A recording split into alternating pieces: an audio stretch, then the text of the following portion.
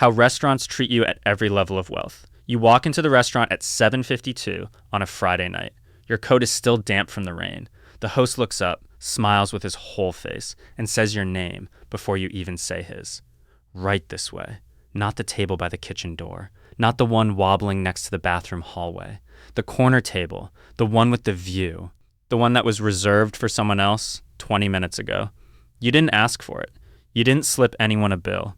It just happens now, quietly, like the world rearranged itself around you while you weren't looking. But it wasn't always like this. You are 22. You have $340 in your checking account and a job that ends most nights smelling like fryer oil. You go out to eat once a month, and even then, you check the prices before you check the menu. The waiter that night barely looks at you. He's polite, technically. But his eyes are already on the foretop by the window, the one ordering bottles instead of glasses. You order water. Tap, not bottled. He nods and disappears for 11 minutes. You don't complain. You just notice. You are 24. You've started freelancing on weekends. Small graphic design jobs, $50 here, $80 there. Your friend Marco laughs about it over lunch. You're killing yourself for $80? Marco just financed a car he can't afford. New sneakers every month. He tips big at restaurants he can't really afford either because he wants the waiter to notice him. You notice something different. You notice that the waiter smiles at Marco's performance, then walks away and forgets him by the time the check comes. You don't say anything. You just keep working. You are 26. Your bank account crosses $9,000 for the first time. Not from luck. From 18 months of small deposits that nobody saw you make. Your rent gets paid without the familiar knot in your stomach on the first of the month. You buy a coffee without checking your balance first. Small things. Quiet things. You go to a mid-range restaurant with your sister. The waiter treats you both the same. Pleasant, forgettable, efficient. Nothing has changed yet.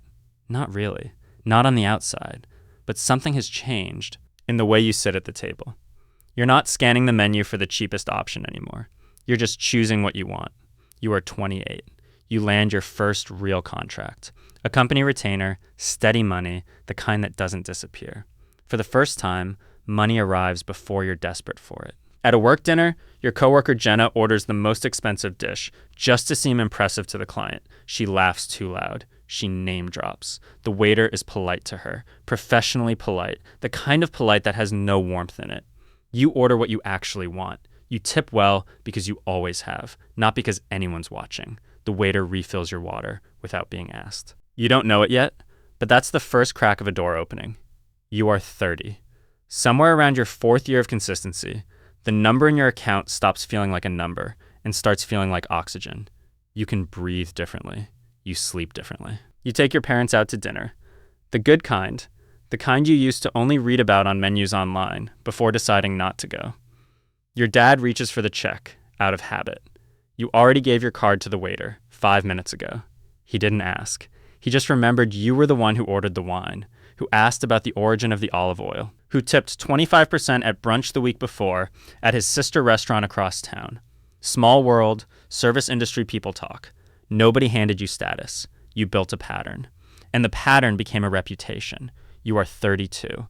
You walk into a steakhouse you've never been to before. You haven't said a word yet, but the host's posture changes before you even reach the podium. It's not your clothes. Your jacket isn't especially expensive. It's something else. The way you walk in unhurried, the way you don't scan the room looking for approval, the way you already know you belong there. Your coworker Dave is at the bar, loud, gesturing at the bartender, trying too hard to seem like a regular he isn't. The bartender smiles at him, the way you smile at a child showing you a drawing. You sit down. Nobody performs for you. You don't perform for anyone either. The waiter that night calls you sir without irony, refills your glass before it's empty, brings the dessert menu without being asked twice. You realize something you can't quite say out loud yet. The treatment was never about the money in your account. It's about the calm on your face. Somewhere in your 20s, a friend pitched you on a guaranteed investment. Quick returns. Everyone was doing it. Your instinct said no, but your ego whispered maybe. You almost said yes. The version of you that wanted to be seen as successful. Right now, tonight, at this table, almost wired the money. You didn't. 2 years later, that friend is explaining to a different table, at a different restaurant, why the app that took his savings wasn't really a scam. More of a bad bet. The waiter nods along, unimpressed, distracted, already moving to your table instead. Patience doesn't announce itself. It just quietly outlives everyone who couldn't wait. You are 35. You own things now. Not flashy things, just solid ones. A business with your name quietly behind it. A calendar that belongs to you. You walk into your regular restaurant on a Tuesday afternoon. No reservation needed anymore, because you don't need reservations at places that know your face. The owner comes out from the kitchen personally, not because you're famous, because you're steady. Because steady, over enough years, becomes its own kind of famous in rooms like this. A young couple 2 tables over is nervously checking prices, whispering, doing quiet math behind their menus. You remember that. You remember exactly what that felt like. You don't say anything to them. You just leave a tip that makes the waiter's night. Quietly, the way it was once done for you, by people you never got to thank. Now you're back at 7:52 on that rainy Friday at the corner table, coat still damp, glass already filled. Nobody in that restaurant knows your bank balance. Nobody asked for your resume at the door. They just felt something in the room, the moment you walked in. The specific, unmistakable calm of someone who stopped performing wealth a long time ago because they finally had it.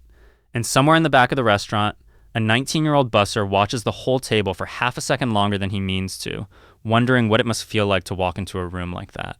He has no idea he's watching his own future. He just doesn't know it yet.